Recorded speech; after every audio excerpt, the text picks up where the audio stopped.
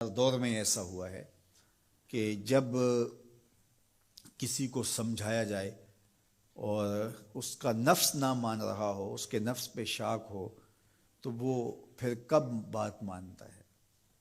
جب میرے حضور نے لوگوں کو سمجھایا کہ تم غلط راہوں پہ ہو تو وہ ماننے کے لیے تیار تھے، لیکن کیا یہ کہہ کے راستہ فرار کا اختیار کیا گیا کہ یہ دور نہیں رہا کہنے کا ٹھیک ہے اپنی مرضی جائیں جہنم میں؟ کہا نہیں، تم مانو نہ مانو میں تمہاری دہلیز تک پہنچ کے اللہ کا پیغام پہنچاؤں گا۔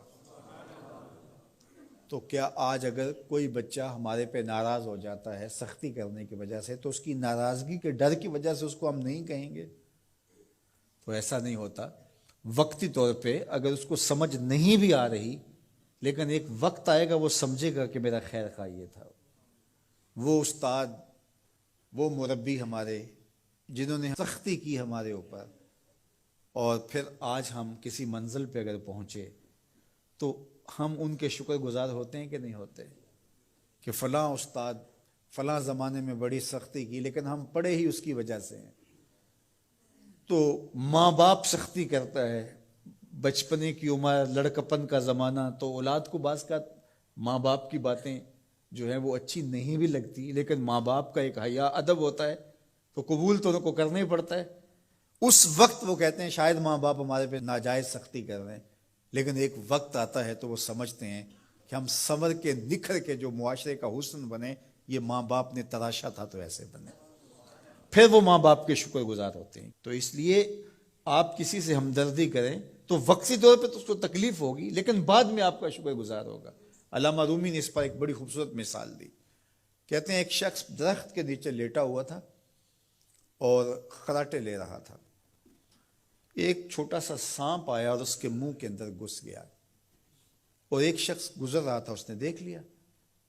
وہ بڑا پریشان ہوا کہ اگر میں نے اس کو بیدار کر کے کہا کہ تیرے اندر سانپ گھس گیا ہے تو یہ خوف سے مر جائے گا، اب کیا کروں؟ تو اس نے ایک چھڑی سے اس کو زور سے مارا، وہ ہڑبڑا کے اٹھا۔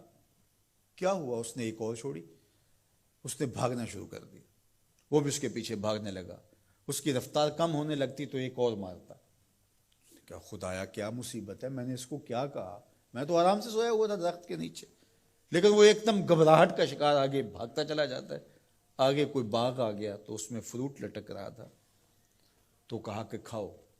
عجیب آدمی ہے، مارتا ہے اور کہتا ہے کھاؤ۔ اس نے کھایا، کہا اور کھاؤ۔ اس نے کہا بابا بس میری بس ہو گئی، کہا نہیں اور کھاؤ۔ اس نے اور کھایا۔ ساتھ جو ہے وہ پانی کا کنواں تھا، کہا یہاں سے پانی پیو۔ اس نے تھوڑا سا پانی پیا، اس نے زور سے ڈنڈا مارا، اور پیو۔ اس نے اور پی لیا۔ رومی کہتے ہیں کہ وہ بندہ بڑا حیران کہ عجیب میرا دشمن ہے، کبھی مارتا ہے، کبھی پھل کھلاتا ہے، کبھی پانی پلاتا ہے۔ اس نے کہا میرے سے اور نہیں پیا جاتا۔ اس نے کہا پیتا ہے کہ نہیں؟ ایک اور چھوڑی۔ تو اس نے اور پانی پی لیا، کہا چلو دوڑو۔ جب بندے نے کچھ کھایا ہو تازہ تازہ اور دوڑے تو پھر جو حالت ہوتی ہے وہ آپ سے مخفی نہیں ہے۔ تو پھر دوڑنے لگا، تو آگے جب گیا تو کوئی ٹھوکر لگ گئی۔ پانی پیا تھا بھرپور اور فروٹ کھایا تھا، اور پہلے بھی دوڑ بھاگ کے آیا تھا، اب بھی دوڑنا شروع کر دیا، اور پیچھے سے جو ہے وہ ہاتھ میں ڈنڈا پکڑا، اور وہ رحم کاری نہیں رہا۔ تھوڑا سا ڈھیلا ہونے لگتا ہے تو زور سے مارتا۔ دوڑتے ہو کہ نہیں دوڑتے؟ تو ٹھوکر لگی، گرا، ساتھ ہی کہہ آئی اور سانپ نکل کے باہر آ گیا، اور وہ لہراتا ہوا جا رہا تھا۔ اس نے اس کو پکڑ کے سینے سے لگا لیا، کہا میں تیرا دشمن نہیں تھا، لیکن تیرا علاج یہی تھا، تو میں نے تجھ کو اتنا مارا ہے، میں تجھ سے معذرت کرتا ہوں۔ اس نے کہا میں تیرے سے معذرت کرتا ہوں جو مجھے تیرے پہ غصہ آتا رہا، اس لیے کہ تو میرا خیر خواہ تھا۔ جب حقیقت سامنے آتی ہے تو پھر پتہ چلتا ہے کہ کون کسی کا خیر خواہ ہے اور کون کسی کا دشمن ہے۔ اس لیے خیر خواہی کے جذبے کے ساتھ، الدین والنصیحہ، دین ہے ہی خیر خواہی۔